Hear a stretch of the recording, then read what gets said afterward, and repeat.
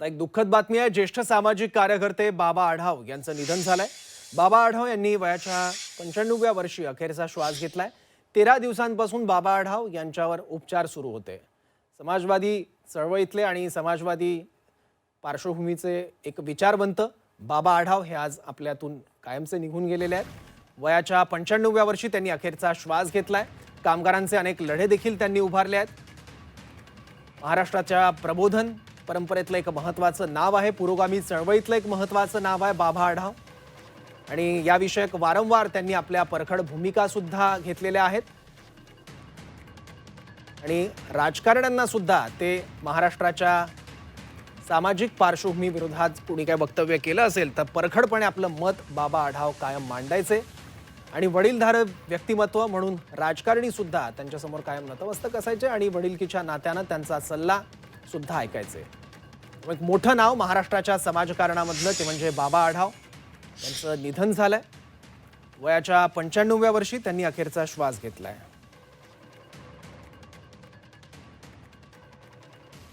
अजित अभ्यंकर आता आपल्या सोबत आहेत।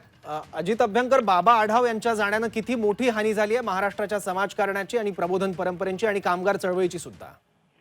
मला असं वाटतं की बाबा आढाव यांच्या जाण्यामुळे अतिशय मोठी चळवळीची तर हानी झालेली आहे, माझी वैयक्तिक हानी झालेली आहे असं सुद्धा मला वाटतं।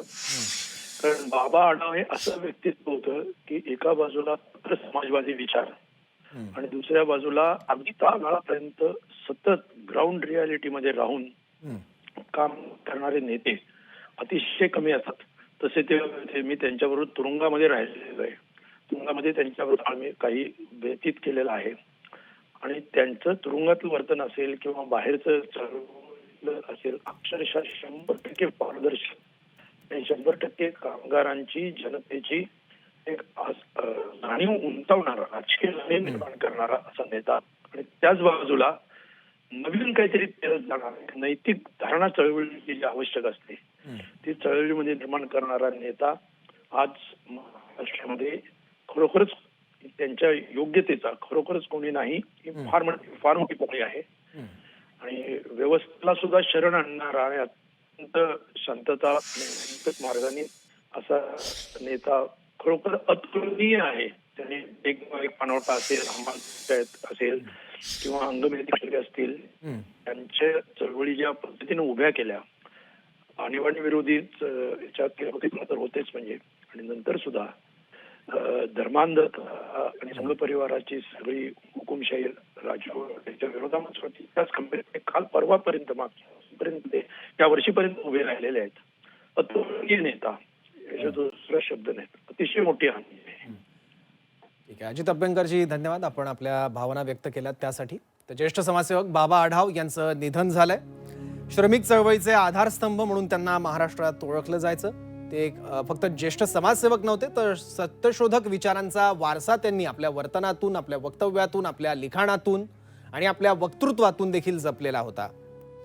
सत्यशोधक विचारांचे निष्ठावान ते अनुयायी होते, कष्टकऱ्यांचे खऱ्या अर्थानं ते नेते देखील होते आणि त्यांनी आपलं संपूर्ण जीवन हे असंघटित आणि वंचित कष्टकऱ्यांच्या संघर्षासाठी, त्यांच्या हक्कांच्या मागण्यांसाठी वेचलं होतं। इतकंच नाही तर हमाल असतील, रिक्षा चालक, बांधकाम आणि मजुरांचं संघटन करण्यावर देखील त्यांनी भर दिला होता। न्याय, सामाजिक सुरक्षा आणि त्यांना सन्मान मिळवून देण्यासाठी सुद्धा बाबा आढाव आयुष्यभर झटले। सगळ्यात महत्त्वाचं म्हणजे त्यांनी हमाल पंचायतीची देखील स्थापना केलेली होती। असंघटित क्षेत्रातल्या कामगारांनी सुद्धा संघटित व्हायला हवं हा त्यांचा कायम विचार होता आणि आपल्या हक्कांच्या बाबतीत आपण कायम सजग असायला हवं ही त्यांची भूमिका होती आणि त्यातूनच अनेकदा शोषितांसाठी, वंचितांसाठी लढ्याचं नेतृत्व बाबा आढाव यांनी स्वतः केलं होतं। त्याचबरोबर जातीय भेदभाव असेल, समाजातल्या वाईट चालीरीती असतील, अशा सगळ्या विरोधात बाबा आढाव यांनी कायम आवाज उठवला होता।